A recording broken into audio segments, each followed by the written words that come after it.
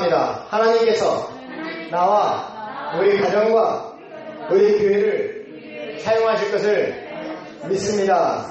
아멘. 네, 여러분, 우리가 간증을 참 많이 듣습니다. 간증을 통해서 은혜를 받기도 하고, 간증을 통해서 나도 새롭게 결단하고, 정말 하나님이 보여주시는 그 길을 갔으면 좋겠다라고 생각하는 간증을 많이 듣기도 합니다. 근데 반면에 이 간증이 또 좀 불편한 경우도 많이 있어요. 왜냐면 사람들이 이렇게 서로 하다 보니까 자꾸 더 자극적이고 더 이렇게 드라마틱하게, 옛날에는 깡패에 대장이었는데 내가 예수를 믿고서 아주 선량한 사람이 됐습니다. 이런 자꾸 자극적인 간증을 자꾸 들어야 이렇게 좀 속이 좀 시원하고 이제 그런 지경에까지 이르렀어요. 그런데 물론 그렇습니다. 어찌되건 중요한 것은 예수님을 만나고부터 내가 이렇게 변화되었습니다 하는 것을 간증이라고 하는 거예요. 그러니까 간자가 여러분이 혹시 아시는지 모르겠는데 간자가 범할 간자, 이 좋은 간자가 아니에요.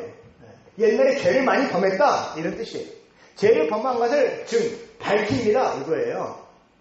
그러니까 우리는 그러니까 매번 은혜를 받다 보니까 간증, 그럼 뭔가 좋은 일 이렇게 받아들일 수 있는데 그렇지 않다는 거예요. 옛날에 내가 이렇게 부끄러운 모습이었는데 지금은 예수님을 믿고 새로운 사람이 되었습니다. 보라, 새 것이 되었도다 라고 하는 말씀처럼 새로운 사람이 되었습니다 하는 것을 사람들에게 이렇게 전하고, 그럼 우리가 함께 은혜 받고 그래서 하나님께 영광을 돌리고 그러는 거거든요. 오늘 말씀 본문을 보면 사도행전 27장 37절 21장 37절에서 22장 16절 말씀까지 바울의 회심 간증, 회심, 바울이 변화받았다는 회심, 이제 예수님을 믿기 시작했다 하는 뜻이에요. 그럼 회심 간증이라는 제목으로 말씀을 전합니다. 오늘 본문 말씀은요, 이제 사도행전 9장에서 사도 바울이 예수님을 만나는 장면 나왔는데 그 장면을 바울이 간증하고, 이 장면 또 똑같은 얘기가 26장에 다시 또 한 번 나옵니다. 그러니까 사도행전 통해서 똑같은 말이, 똑같은 간증 대목이 3번 나오는 거예요. 근데 3번 다 그대로 똑같이 옮겨 쓴 게 아니고 약간 조금씩 다르게 썼어요. 그 다른 부분들은 다음 주에 살펴보기로 하고요. 뒷부분이 있으니까.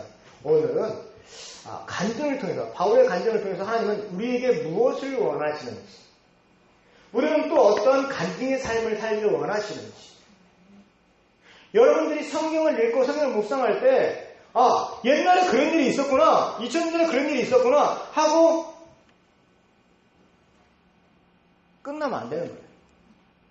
그 말씀을 통해서 하나님은 나에게 무엇을 말씀하시나, 내가 어떻게 살아가기를 원하시나, 그것을 깨닫고, 그렇습니다 하나님, 이제는 2000년이 지난 이 시점에 나는 이러한 삶을 살겠습니다 라고 고백하고 그대로 살아가는 모습을 보여주길 원해서 이 말씀이 지금도 우리에게 말씀하고 있는 거예요. 성경이, 우리는 글로 읽습니다. 글로 읽습니다만 사실은 이 성경이 말씀으로 우리에게 다가와야 됩니다. 내가 정말 이대로 살겠습니다. 그래요. 예수님 만나게 되는, 하나님 믿기 전에는 정말 너무 부끄러운 모습으로 살았습니다. 하지만 하나님을 만나고 예수님을 믿고부터는 내 삶이 달라졌습니다 라는 고백이 있어야 된다는 거예요. 그래서 오늘 본문을 들어가 보면 일단 21장 37절 40절 말씀은 이제 사도 바울이 지금 잡혔다고 했잖아요. 잡혀가지고 예루살렘에서 아시아에 온 사람, 유대인들이 바울을 잡아 고소를 했다 했어요. 뭐라고 하냐면 유대인들과 그 다음에 율법과 성전을 무시한 사람이 바로 이 사람이다 라고 하면서 고소했다고 했어요. 근데 그것이 다 잘못 전달되었고 또 오해고 사실은 전혀 사실에 근거하지 않은 거다라고 지난주에 말씀을 드렸었죠. 그러나 어쨌든 잡아가지고 막 폭동을 일으키고 막 사람을 때려 죽이려고 그러고, 지금 현재 아주 긴박한 상황일 때 마침 오순절이라서 유대인들이 많이 예루살렘에 모이니까 로마 군인 1000명이 와 있어요. 1000명. 다른 때는 평상시에 2,200명만 예루살렘에 와서 주둔하면서 지키고 있었는데 이번에는 이제 사람들이 워낙 많이 성교순례 때문에 많이 모여드니까 절기 때문에 많이 모인단 말이에요. 전 세계에 있는 디아스포라들이 다 온단 말이에요. 그러니까 이제 로마 군이 1,000명을 주둔시켜서 소요를 일으키지, 폭동을 일으키지 않도록, 대모를 일으키지 않도록 주시해서 보고 있는 중에 성전 앞에서 그렇게 아주 큰 소동이 일어나니까 천부장이 바로 이제 온 겁니다. 와서 바울을 이제 당신 왜 그러느냐 하면서 끌어내서 무엇으로 고소하냐, 여기서 와 저기서 와 뭐라고 하니까 오히려 더 못 알아듣겠는 거예요. 그래서 이제 자기 영내로 천부장에 있는 이제 군 부대로 데리고 들어갑니다. 그래서 이제 당신이 무슨 잘못을 했느냐 물어보려고 하는데 먼저 바울이 얘기를 하는 거죠. 천부장에게. 뭐라고 하냐면 내가 당신에게 말할 수 있느냐 말할 수 있습니까? 라고 물어보는 거예요. 이제 이 사람이 이제 헬라말로 로마 군인은 헬라말만 알겠죠? 근데 바울은 헬라말도 알죠. 히브리 말도 알죠. 이렇게 다양한 언어를 다 구사할 수 있었단 말이에요. 그래서 이제 헬라말로 천부장에게 내가 당신에게 말할 수 있느냐 천부장은 당신이 헬라말 할 줄 아네? 하고 이제 소통이 되는 거죠. 그러면서 천부장이 이렇게 얘기합니다. 38절에 그러면 내가 이전에 소리를 일으켜 자기 4,000명을 거리고 광야로 가던 애굽인이 아니냐. 애굽인 이집트 사람인데 이제 로마에 반항을 하려고 로마에 전쟁 선포를 하고서 몇 년 전에 지금 바울 잡히기 몇 년 전에 실제로 4,000명의 군인을 끌고 와서 예루살렘에서 이제 로마 군인들하고 배치하고 전쟁하려고 하다가 로마 군인들이 너무 강하니까 도망가 버렸어요. 숨어버렸습니다. 그런데 사실은 역사적으로는 그 부분에서 좀 이제 이스라엘 사람들이 숨겨졌다 하는 이런 얘기도 있고 더 이상 사실은 밝혀지지 않고 있어요. 그래서 로마 군인들은 계속 쫓고 있었겠죠. 그 와중에 지금 바울이 이스라엘 사람들이 잡혀가지고 저런 일이 벌어니까 그 사람인가 보다라고 천부장 생각했던 것 같아요. 그러니까 사도 바울이 뭐라고 하냐면 아닙니다. 바울이 이르되 나는 유대인이라 이집트 사람이 아닙니다. 유대인입니다. 유대인이고 길리기아 다소에서 태어난 시민입니다. 그 시민이라는 게 로마 시민이라는 뜻이에요. 로마 시민이라는 아주 굉장한 특권이 있는 거죠. 로마 시대에는. 그래서 이제 로마 시민이라고 이제 천부장도 굉장히 높게 봅니다. 내가 지금 백성들에게 말하게 허락해 주세요. 그러니까 천부장 허락을 했다는 거예요. 그렇게 해서 40절까지 허락을 하고 이제 바울이 자기 변명합니다. 그런데 22장 들어가면서 부형들아 내가 지금 여러분 앞에서 변명하는 말 들으라 하면서 부형들이라고 하면서 사람들에게 얘기를 합니다. 그런데 거기서 히브리 말로 2절에 보니까 그가 히브리 말로 말함을 듣고 더욱 조용한지라 히브리 말로 말했다고 그래요. 이 히브리 말은 아람어입니다. 아람어. 그래서 성경이 쓰여진 고대 히브리어가 아니고요. 아람어. 그 당시 아람어가 팔레스타인의 공용어였습니다. 물론 쓰기는 히브리어하고 거의 비슷하게 써요. 근데 읽기도 약간 다르고 문법 약간 차이가 있어요. 근데 어쨌든 아람어로 말하는 거죠. 아람어로 말하면서 자기 소개를 합니다. 유대인으로 길리기아 다소에서 낳고 이성에서 자라. 길리기아 다소에서 자랐다는 거예요. 가말리엘의 문화에서 우리 수장들의 율법에 엄한 교훈을 받았고 오늘 너희 모든 사람처럼 하나님께 대해 열심히 있는 자라. 이게 뭐냐? 나도 당신들만큼 유대인 중에 유대인입니다. 라는 뜻이에요. 사도 바울은 원래 유대인이었습니다. 이방인의 사도라고 우리가 흔히 이야기하다 보니까 유대인인 걸 잊어버릴 수 있어요. 저도 예전에 한동안 착각한 적이 있어요. 유대인이었어? 진짜로? 하고 이렇게 착각한 적이 있어요. 실제로 유대인입니다. 유대인으로 태어났고 그리고 로마 시민권은 이미 그 아버지 때 로마 시민권을 얻어서 로마 시민으로 살아왔던 거죠. 그러니까 아주 특별하게 교육을 시키려고 가말리엘 문화에 들어가서 공부를 하는 거예요. 그 당시에 이 피르학파와 힐레학파 학파가 둘이 있었는데 그 중에 양대 산맥으로 굉장히 공부를 열심히 하는 학파가 있어요. 그 중에 하나에 가서 공부를 했다는 거예요. 우리나라로 치면 서울대 출신입니다. 이런 얘기하고 똑같아요. 서울대 출신이라면 어때요? 그냥 우습게 보고 막 지나가도 저 서울대 그래서 손들면 그래요? 하고 막 이렇게 다시 우리가 다시 보듯이 지금 바울이 내가 가말리엘 문화생입니다. 그러면은 그래? 정말 유대인 중 유대인이고 공부할 만큼 했구나. 대단한 사람이구나 하고 사람들이 인정하게 된단 말이에요. 그래서 유대인 중에 유대인이라고 좀 말하는 겁니다. 혈통적으로 볼 때 바울은 유대인입니다. 그리고 지금 이 사람들이 자기를 죽이려고 했고 막 돌로 치려고 한 맞은 그 사람들에게도 지금 자기 변명하면서 결국은 무슨 얘기를 하려고 그러냐면 복음을 얘기하는 복음을. 자기 돌 던지는 사람들에게 왜 당신들이 나를 때리는 거야? 막 이렇게 하지 않고 복음을 전하는 거예요. 근데 복음을 전하는 그 시점에 먼저 자기의 태생, 나도 유대인이다. 당신과 똑같은 정말 하나님에 대한 열심을 가진 자다. 어느 정도 열심이 있었느냐?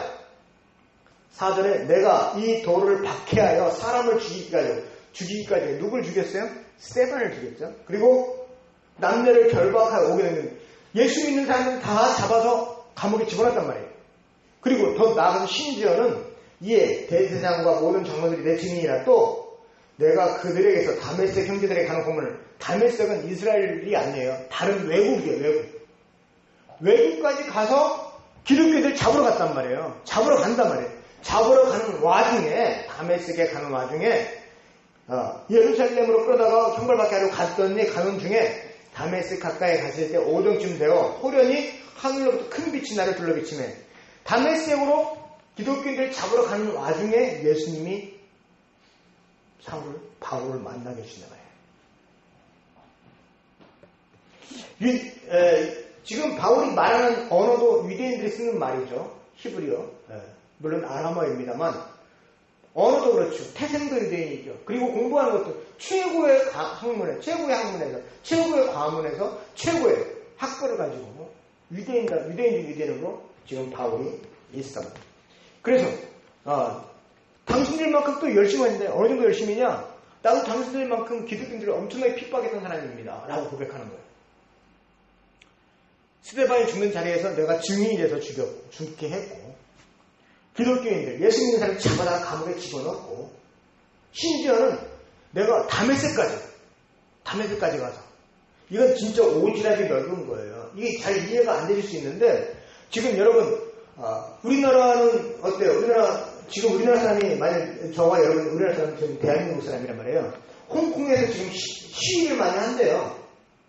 여러분 같은 홍콩 시위하거나 말하는 관심 있나요? 없나요? 혹시 뉴스는 들으실 거예요. 저러면 안 되는데 안 되는데 그럴 거예요. 근데 바울 같은 사람이 꼭 있어. 비행기 타고 쫓아가서 시위를 앞장서서 해요. 이게 바울이야. 이해하시죠? 이 정도로 열심히 있었단 말이에요. 그러니까 다메섹에서 기독교를 믿던지 말던지 뭔 상관이에요. 근데 다메섹에 쫓아가가지고 기독교를 잡으러 가는 게 바울이란 말이에요. 그러니까 나도 당신들만큼 열심히 있던 사람, 심지어는 이렇게 잘못된 열심까지 가지고 있었다는 거예요. 예수 믿기 전에 그랬다는 거예요. 예수 믿기 전에. 그런데 다메섹으로 가는 중에 예수님이 나를 찾아오셨다. 하나님이 먼저 여러분을 찾아오셔요. 여러분들이 하나님을 잘 믿고 싶어서 예수님을 잘 믿고서 믿는 게 아니고 하나님이 찾아오시는 거예요. 어떻게 찾아오시냐? 다메섹 가까이 할 때 오정쯤 되어 호련히 하늘부터 큰 빛이 나를 둘러비쳤대요. 그리고 그러니까 내가 땅에 엎드려져 들으니 소리 있어 이르되 사울아 내가 왜 나를 박해하느냐 하시거늘. 사울이 바울의 또 다른 이름이에요. 우리도 보면 집에서도 그런 이름을 하고 또 사회에서 그런 이름 다룰 수 있잖아요. 그것처럼 사울과 바울이 같은 사람인데 말하자면 집에서는 사울이라고 불렀고 로마에서는 바울이라고 불렀어요. 그래가지고 이제 나중에는 바울의 이름을 계속 사도행전에 기록을 합니다만 같은 이름이에요. 물론 이름의 의미가 조금 달라요. 사울은 큰 자라는 뜻을 갖고 있고요. 바울은 작은 자, 섬기는 자 이런 뜻을 갖고 있어요. 어쨌든 사울아 예수님이 집에서 부르는 이름을 부르시는 거예요. 사울아 왜 내가 나를 박해하느냐라고 물으시는 거예요.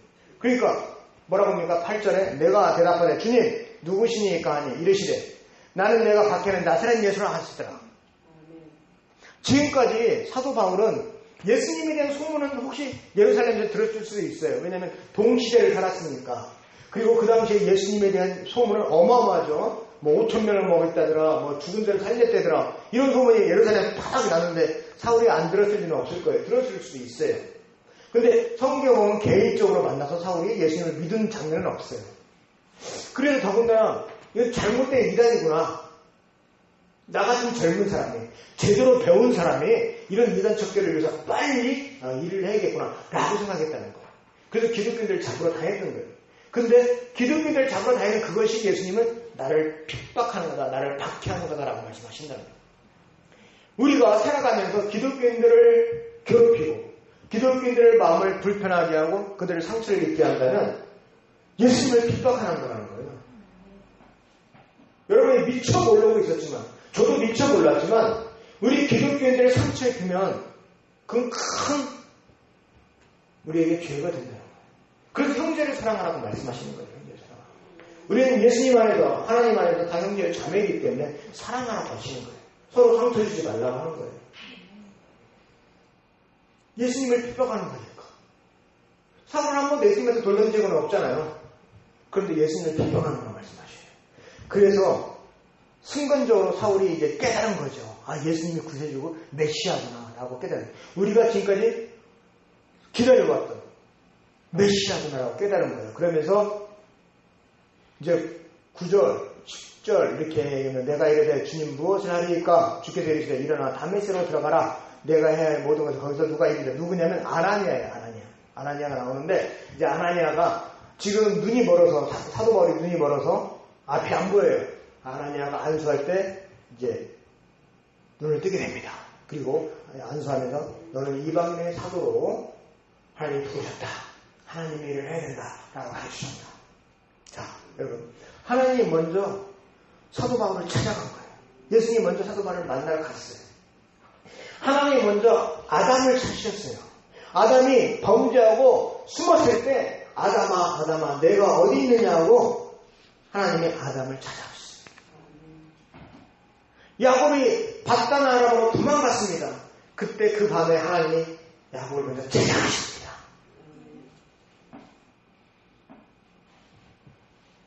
모세를 하나님이 찾아가십니다. 또 사무엘을 찾아가십니다.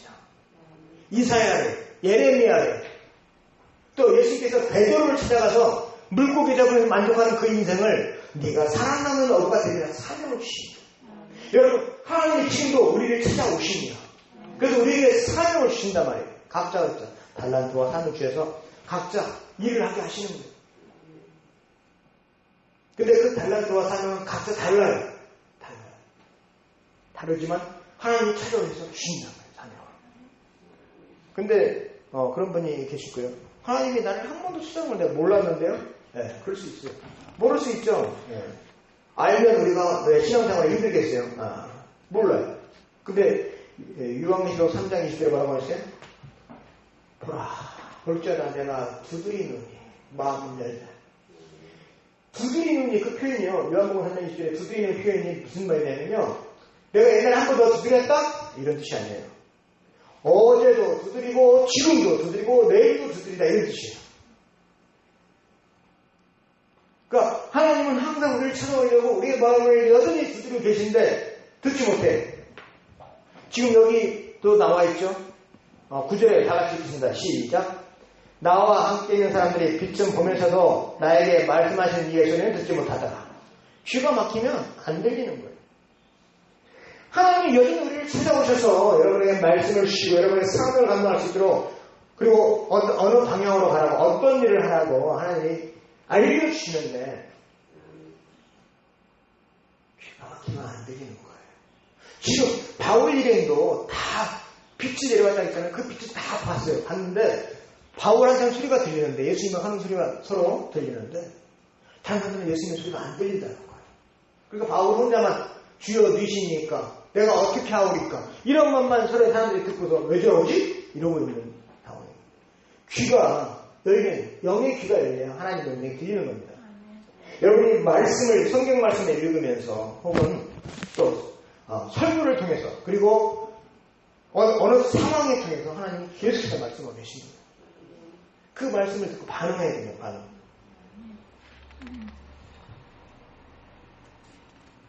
그러면서 이제 계속해서 이제 아나니아라는 사람을 만나서 안수받고 눈 뜨고 그리고 이제 복음을 전하는 일을 이제 하게 됩니다. 그래서 16절까지 뭐라고 16절에 이렇게 이제는 왜 주저하느냐 일어나 주의 이름을 불러 세례를 받고 너희들을 씻으라 하더라 하면서 15절에 이렇게 표현합니다. 내가 그를 위해 모든 사람에서 내가 보고 들은 것에 증인이 되리라. 지금 아나니아가 안수해주면서 사도 바울에게 네가 이제 이방인 사도로서 하나님께 쓰임받을 거다라고 사명을 주셨다라고 말씀하십니다. 우리도 그래요. 하나님 우리를 부르시고 사명을 주시는 거예요. 각자에게 맞는 사명을 주시는 거예요. 그 사명을 감당할 수 있으면 사명이 뭔지를 알아야겠죠. 사명이 뭔지. 여러분들이 사명이 무엇일까? 가장 내가 부담스러운 부분 혹은 내가 어쩌면 또 가장 잘하는 부분이 사명이에요. 전혀 여러분과 관련이 없는 부분을 사명을 주시기 쉽지 않아요. 사도 바울이 왜 이방의 사도로 부름을 받았을까요? 그 당시 헬라에 능통했고 또 공부를 많이 했고 전 세계를 돌아다니는 로마 시민이요. 그러니까 이방의 사도로 부름을 받지 않겠어요?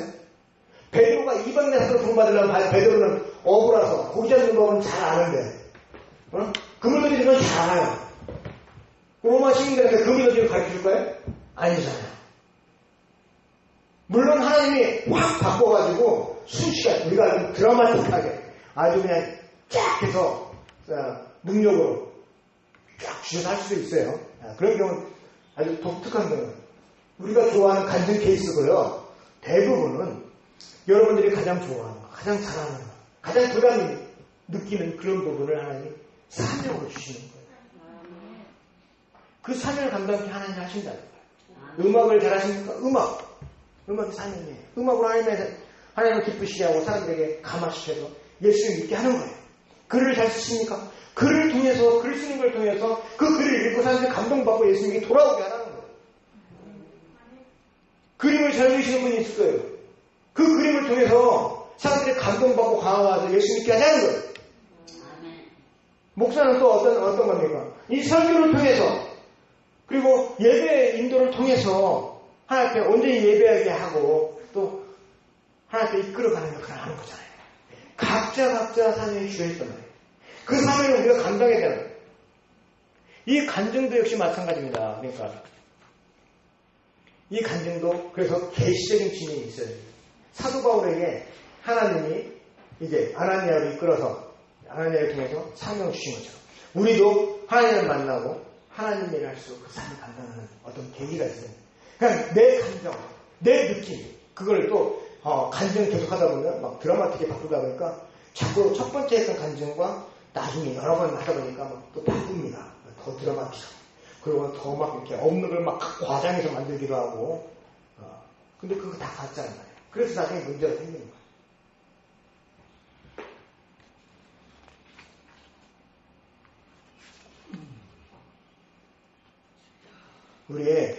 우리 삶에 적용이 있어요. 삶의 변화가 있어요. 예전에 그 부끄러운 모습들이 이제는 변했고, 지금 사도 바울도 그걸 말하고 있잖아요. 예전엔 정말 여러분만큼 더 열심히 있었습니다. 하나님에 대한 열심히 있었습니다. 이게 하나님 잘 믿는 건 줄 알았습니다. 근데 알고 보니까 그렇지 않았습니다. 라고 간증하는 거예요. 우리도 마찬가지입니다. 우리의 삶에서 변화가 있어요. 예수님 믿기 이전의 삶과 예수님 믿은 이의 삶이 달라야 되는 거예요. 옛날에 담배를 폈었어. 그러면은 지금은 이제 예수님 믿고는 담배를 끊을 수 있었습니다. 내가 예전에 술 골방패했는데 이제는 술 끊었습니다. 변화된 삶이 있어야 되는 거예요. 변화된 삶. 예전에 내가 폭력적이고 사람들 만나 무조건 싸웠는데 이제는 버렸습니다. 이제는 다 사랑하고 화합합니다. 이렇게 변해야 되는 거예요. 옛날에는 내가 사람들에게 너무 못되게 굴었는데 지금은 그렇지 않습니다. 이렇게 변화해야 되는 거예요. 옛날에 내가 아주 독한 사람이었는데 지금 또 독해. 이거 간증이 아니에요. 근데 그런 사람이 가끔 있어요. 난 절대 안 돼. 절대 안 되나죠. 안 되는 사람 어디 가겠어요? 그러니까 사명 감당도 못하고 하나님의 일도 감당하지만 이러지 못하는 거죠. 그러면 어떻게 되겠어요? 하나님이 찾아오신 사람들, 아담, 아까 말씀드린 야곱, 모세, 이사야, 사무엘 이런 모든 사람들이 결국 하나님이라는 사람들 어떻습니까? 변화된 모습의 삶을 살았어요. 그러니까 하나님께 쓰임 받는다는 거예요. 우리도 변화된 모습을 살아야 하나님께 쓰임받을 수 있다는 겁니다. 여러분들이 아무리 많이 배웠고 아무리 많은 걸 가지고 있다 할지라도 하나님이 불어버리면 한순간이에요. 그렇죠? 근데 작은 거 하나라도 하나님 위해 드리면 오병이의 기적, 5,000명을 먹이는 그런 역사가 일어난단 말이죠. 저 역시도 그걸 기대합니다. 여러분도 그런 데 쓰임 받아야 되는 거예요. 어쩌면 바울은요, 지금 이 간증 기도문 계속하면 어떤 결론이 나오냐면, 여러분, 내가 최고 학교에 공부했고 최고 이스라엘 사람 중에서 유리한 사람이고, 여러분 인정받는 또 사랑의 공의 1인이고, 이 얘기는 뭐냐면 이제 앞으로 이스라엘에서 인정받는 최고의 사람으로 다운 당상이다 이런 뜻이에요. 근데 간증 끝부분 가면 뭐라고 하냐면, 여러분 근데 내가 이 모든 걸 다 버렸습니다. 예수를 위해 버렸습니다 라고 말해요. 그래서 세상 가치로 말하면 삶의 질은 좀 떨어졌습니다. 가진 것도 없습니다. 그러나 나는 아직도 행복하고 가장 기쁘고 복음을 전하는 것이 가장 행복합니다. 여러분도 나와 같이 이 복음을 믿으시길 바랍니다 라고 고백을 해요. 이게 진짜라는 거야. 근데 지금 요 시대, 지금 이 시대에 이런 간증하면 들을까 안 들을까 사람들이? 부르지도 않죠. 저처럼 배운 것도 없고 가진 것도 없고 무식한데요. 예수님 만나고 예수님 믿고 하나님 만나서 이렇게 더 어려우셨습니다. 그러면 안 불러요. 응? 가난하고 못 배우고 그랬는데 여러분 내가 하나님 만나가지고 집 10억짜리 집도 아파트 하나 얻었고요. 강남에 또 이렇게 이래요. 사람들이 와 김예은 목사라고 그래. 금방 전화 옵니다. 이거 아니라는 거예요. 사회적으로 혹시 지위가 좀 떨어진다 하죠. 내가 원하는 사회적 가치가 아니라 하잖아. 복음을 위해서 우리가 쓰임받아야 된다는 거예요. 하나님 우리를 찾아오실 때 우리는 이렇게 고백해야 돼요.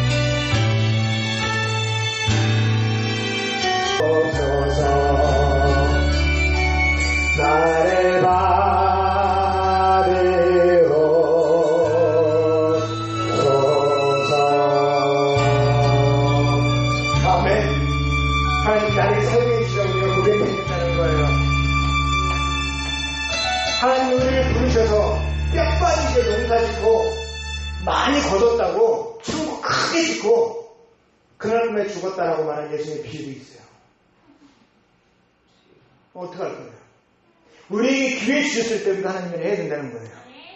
어떤 분이 이렇게 얘기했습니다. 목사님 조금만 더 참아주세요. 아시죠? 우리 집세 너무 비싸고요. 하도 너무 비싸고요. 생활비 너무 많이 들어요. 조금만 참아주세요.